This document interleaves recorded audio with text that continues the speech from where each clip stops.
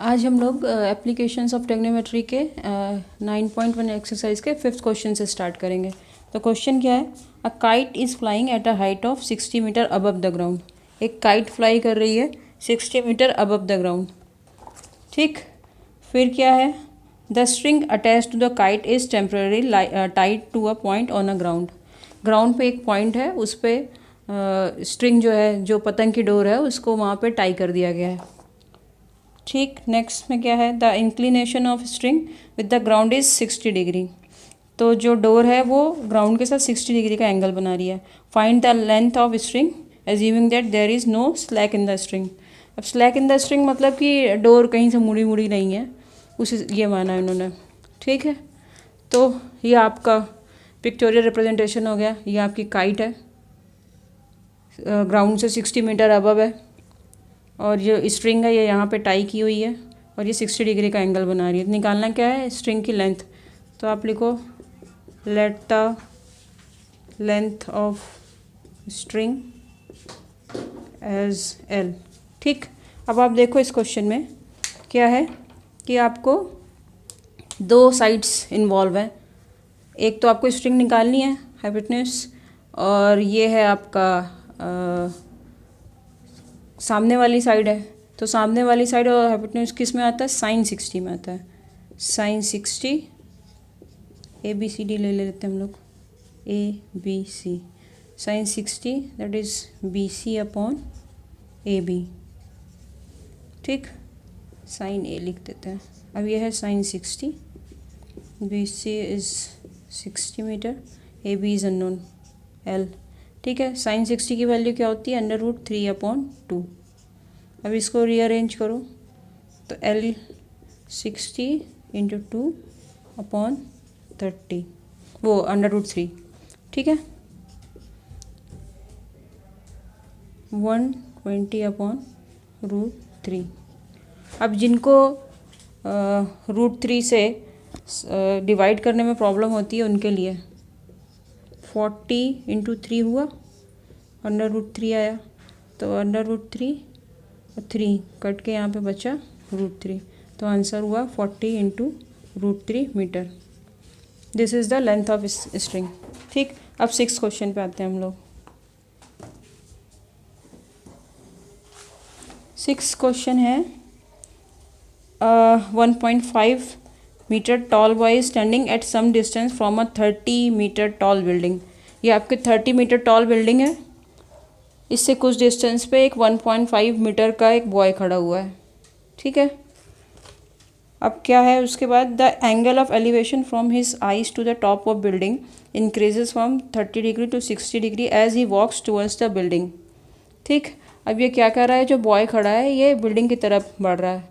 तो जब स्टार्टिंग में इसका 30 डिग्री एंगल बन रहा है इसकी आई का बिल्डिंग का टॉप से, और जब थोड़े डिस्टेंस पे जाता है तो 60 डिग्री एंगल हो जाता है। ठीक है, अब ये क्या पूछ रहा है? Find the distance he walks towards the building. मतलब हम लोग को फाइंड करना है AD। ठीक है, अब देखो ये थोड़ा अच्छा क्वेश्चन है। इसमें क्या है कि आपको ये आप सीधे ये पूरी लेंथ, इसके जो टावर की हाइट है वो नहीं लोगे। अभी आपको टावर की हाइट अगर BE है 30 मीटर, और इसका जो इसकी हाइट है वो इससे सब्ट्रैक्ट कर दोगे तो आपको BC मिल जाएगा।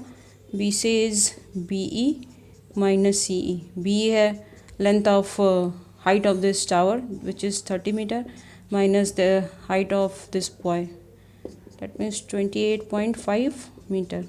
तो ये जो BC आया ये आपका है 28.5। ठीक है, अब जब वो यहाँ पे खड़ा था तो 60 ये आपका बन रहा है 30 डिग्री का एंगल। ठीक है, और पूछा ये गया आपको। तो इसमें दो साइड कौन सी इन्वॉल्व हो रही हैं? सामने वाली और ये जो बेस है, एडजेसेंट साइड और सामने वाली साइड दोनों। तो इसमें क्या करेंगे हम लोग? अभी 10, आपको ये थोड़ा डिसाइड करना पड़ेगा 10 साइन कॉस में से आप क्या लोगे। तो यहाँ हम लोग लेके चलते हैं 10। ठीक है, तो 10 30 क्या होगा? 10 30 होगा BC अपॉन AC, यही होगा ना? BC upon AC। BC हम लोगों ने निकाल लिया, 28.5 है। AC इज़ अननोन, और 10/30 कितना होता है 1/√3। सो AC क्या आया आपका, AC आया 28.5 इंटू √3। ठीक है, AC हम लोगों ने निकाल लिया 28.√3। अब क्या करेंगे, अब हम लोग जब वो आगे गया थोड़ा डिस्टेंस में तो 1060 यूज़ करेंगे। 1060 होगा BC/DC। DC is again unknown, तो DC√3। तो इससे क्या आ गया, DC आया 28.5 √3। ठीक है, DC आ गया 28.5 √3। अब आपका DC आ गया, AC आ गया, तो आप AD ईजिली निकाल लोगे। तो AD क्या होगा आपका, AD will be AC/DC 28.5 √3 minus 28.5 √3 upon √3। तो 28.5 को बाहर कॉमन ले लिया, ये बचा। अब आपने LCM लिया, LCM लेने के बाद 3 इंटू √3 इंटू √3 3 हो जाएगा 1/√3। ठीक है, तो है 28.5 इंटू 2/√3। ठीक है, अब √3 से डिवाइड कर लो इसको।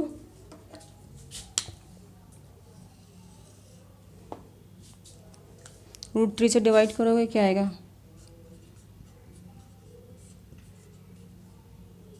जिनको सब्ट्रैक्ट करने में दिक्कत होती है उनके लिए।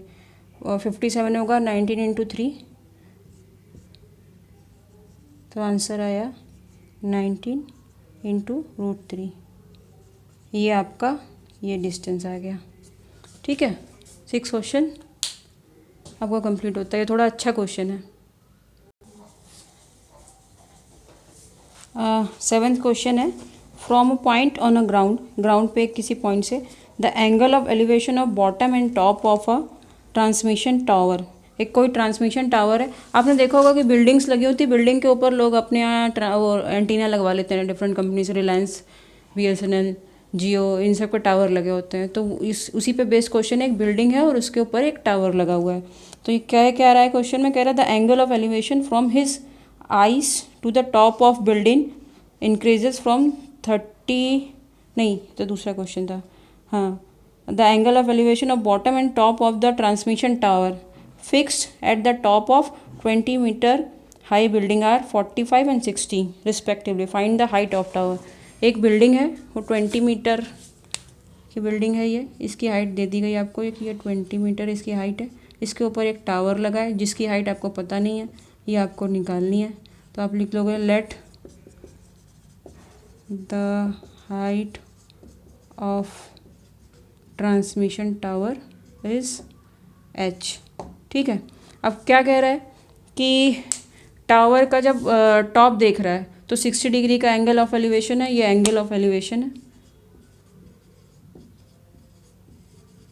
और जब टावर का बॉटम देख रहा है, ये बॉटम हो गया, तो इससे 45 डिग्री एंगल ऑफ एलिवेशन है। और आपको निकालना क्या है, h निकालना है। ठीक है, तो हम लोग क्या करेंगे, अब हम इसमें देख रहे हैं कि कौन कौन से साइड इन्वॉल्व है।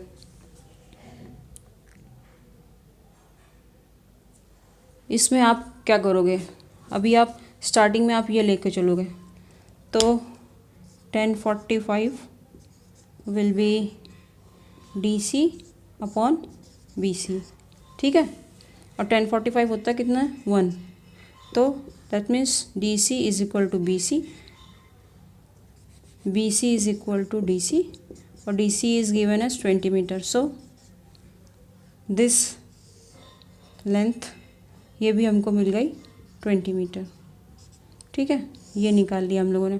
अब नेक्स्ट पार्ट पे आओ। नेक्स्ट है 60 डिग्री का एंगल है, 60 डिग्री का एंगल है, ये होगा AC/BC। ए सी है क्या आपका h plus 20 upon B C. B C हम निकाल चुके हैं 20 मीटर। ठीक, ये होगा √3 h प्लस 20 अपॉन 20, ये हुआ। That means h is 20 √3 minus 20। ठीक है, कोई डाउट है? ये भी अच्छा क्वेश्चन है।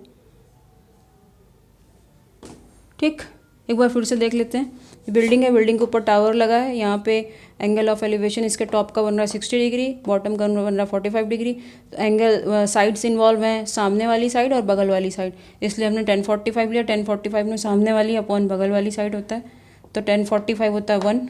तो इससे ये इक्वल्स ये 20 मीटर आ गया। जब 20 मीटर आ गया, ये आपको पता है, इसमें h अननोन है, आपने फार्मूला लगा के इसको सॉल्व कर लिया, तो आपका आंसर हो गया ये। अब आप आंसर लिखोगे, the height of transmission tower is 20 into √3 minus 1। इस तरह आपका 7th क्वेश्चन कंप्लीट होता है। अब 8th पे आते हैं। 8th क्वेश्चन है, आ स्टैचू 1.5 मीटर टॉल। एक स्टैचू है जो 1.6 मीटर टॉल है। ठीक है, उसके बाद क्या है, from a point on a ground the angle of elevation of top of statute is 60 degree. जो स्टैचू का टॉप है उसका एंगल ऑफ एलिवेशन है 60 डिग्री। अब नेक्स्ट क्या बोल रहा है ये, नेक्स्ट बोल रहा है कि angle of elevation top is 60 degree and from the same point the angle of elevation of top of pedestal. Statue किसी पेडेस्टल के ऊपर रखा हुआ है, तो उसके टॉप का जो एंगल ऑफ एलिवेशन है वो 45 डिग्री है। ठीक है, तो इन्होंने पूछा है कि पेडेस्टल की हाइट बताओ। सेम टाइप का क्वेश्चन है, पिछली बार था बिल्डिंग के ऊपर एक एंटीना लगा था, तो आपको एंटीना की हाइट निकालनी थी। इस बार आप यही मान लो बिल्डिंग है, बिल्डिंग के ऊपर एंटीना लगा है, तो अभी इन्होंने एंटीना की हाइट दे दी है, बिल्डिंग की हाइट निकालनी। सेम टाइप का क्वेश्चन है। ठीक, तो हम लोग मान लेंगे यहाँ पे, let the height of pedestal is h, ये हमने ले लिया, ये h है। ठीक है, तो हम लोग सबसे पहले 1045 में है। 1045 क्या होगा, 1045 होगा B D upon D C, B D upon D C. ठीक है, बी डी हमने h माना हुआ है, तो हाँ 1045 क्या होता है 1, तो B D and D C will be equal to h। ये फर्स्ट चीज़ आ गई, ये अपनी h है, ये h थी, ये भी h आ गई। वैसे भी आपको पता है कि ये 90 डिग्री है, एक एंगल 45 है, तो ये वाला एंगल 45 होगा, और सेम साइज़ के जब एंगल होते हैं तो ये दोनों साइड बराबर होती है, इसलिए वैसे भी आपको पता है कि अगर ये h है तो ये भी h है 45 डिग्री में। ठीक, अब नेक्स्ट क्या है, 1060 will be A D upon D C. हाँ, अब ए डी क्या है 1.6 प्लस h, ये पूरी लेंथ, upon D C is h।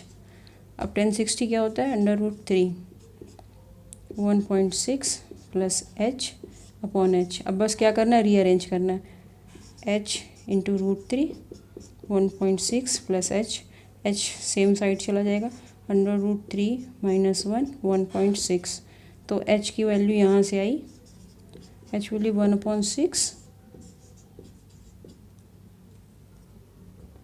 Minus 1।